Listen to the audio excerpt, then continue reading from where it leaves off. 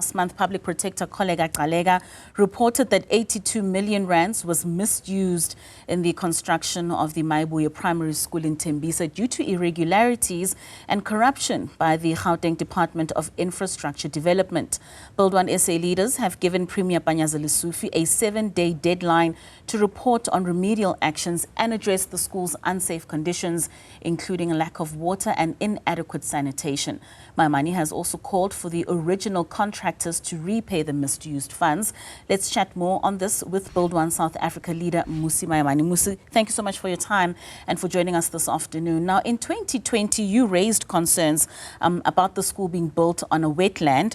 Later on, it was confirmed that it wasn't actually on a wetland, but rather a sewage pipe that runs on the border of the school spilling into the school. It's been 7 years. How do you assess the public protector's findings on this situation? Good afternoon, and good afternoon to fellow South Africans.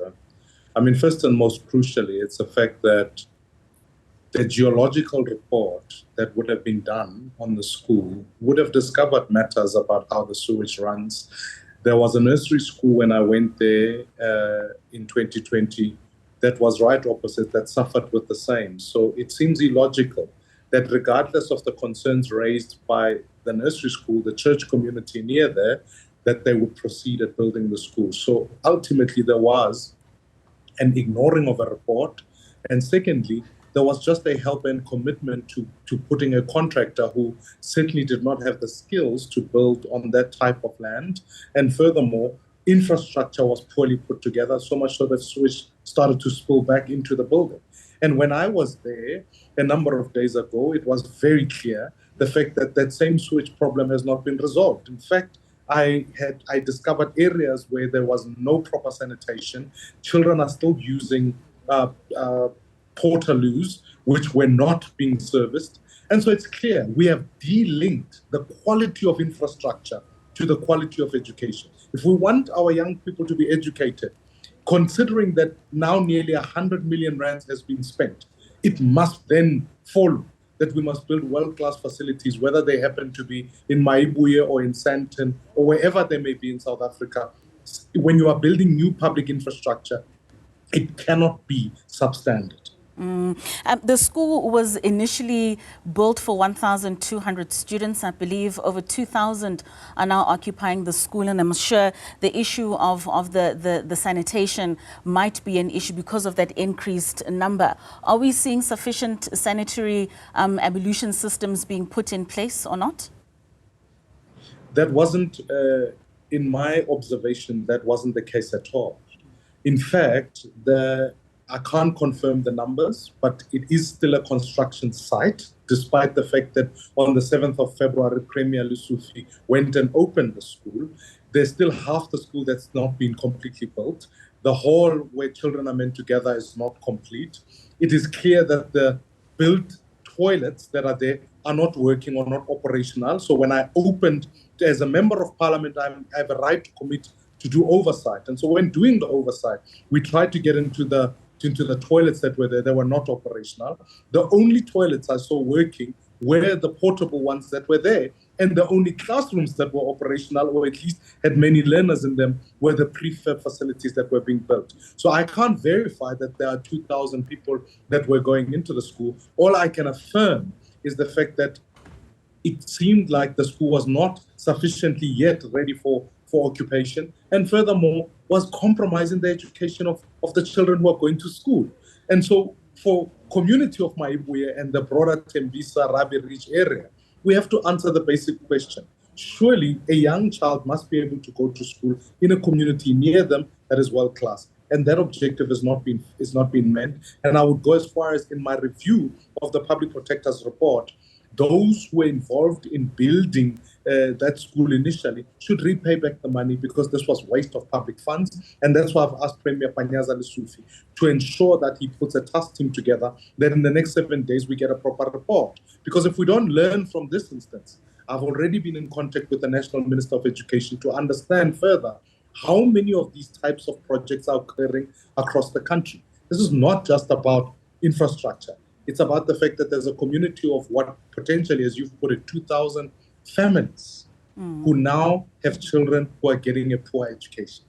I just in a moment want us to touch on that 7-day notice that you have sent to the Premier of Gauteng. But going back to the original contractor who you say needs to pay back that money, a new contractor came in November last year, and I believe that is why then the kids were able to occupy the school on the 7th of February earlier this year. Some may argue that it's the administration that procures certain contractors to come in and do the building of a school such as Mayibuye. But it's quite often the politicians who are held to account for those decisions. What's your take on politicians being a part of a decision in terms of being included in those that are brought in to procure for those services, so that when they do be held accountable, they were part of that decision making? It is a long-standing discussion that we need to have about accounting officers, etc.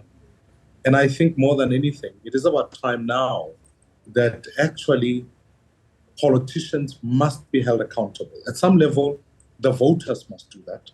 But at a much deeper level is that in administrative justice, we need to ensure that the people who was the MEC for Education and the Premier must account on that issue. How they recoup the funds becomes then the next step of what they need to do.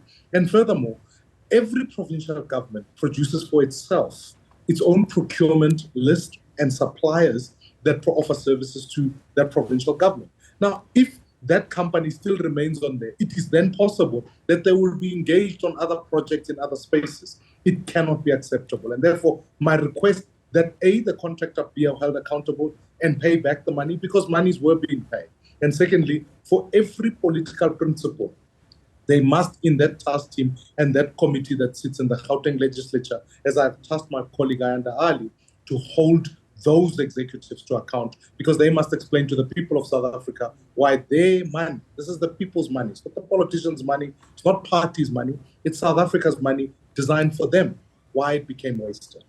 Lastly, you've already touched on it, that 7-day notice that you have sent to the Premier. Just give us a little bit more detail with regards to what you're asking for. Has he received it, and have you gotten a response out of the Premier? Yes, we have, and I'll certainly await the 7-day timeline. And all I'm asking is for that task team to be established so that we get a progress report as to where is the provincial government up to in terms of recuperating those funds. And furthermore, the insurance of the fact that the completion of the project, which is, as the new contractor gave me an assurance, is scheduled for September. It's in less than 6 weeks away. And so I will be going back to that school to make sure that within that time period, the school is built to standards that in fact ensure that quality education can take place and that human beings can be able to occupy that space. So the request is about ensuring that we execute about that, because if there's a fight that this is about, at some level it's about the eradication of corruption, but at a much deeper and bigger level, it's about making sure that every child in Mayibuye must get the best education. No child in this country. If we lament the use of pitlet trees, we must lament the use of poor buildings that are happening, particularly in townships. We want every child to have the best infrastructure to go to school, for money is money. It's 82 million rand spent anywhere in the country, must be to the best standards possible. All right, Mr. Maimane, thank you so much for your time and for your inputs this afternoon.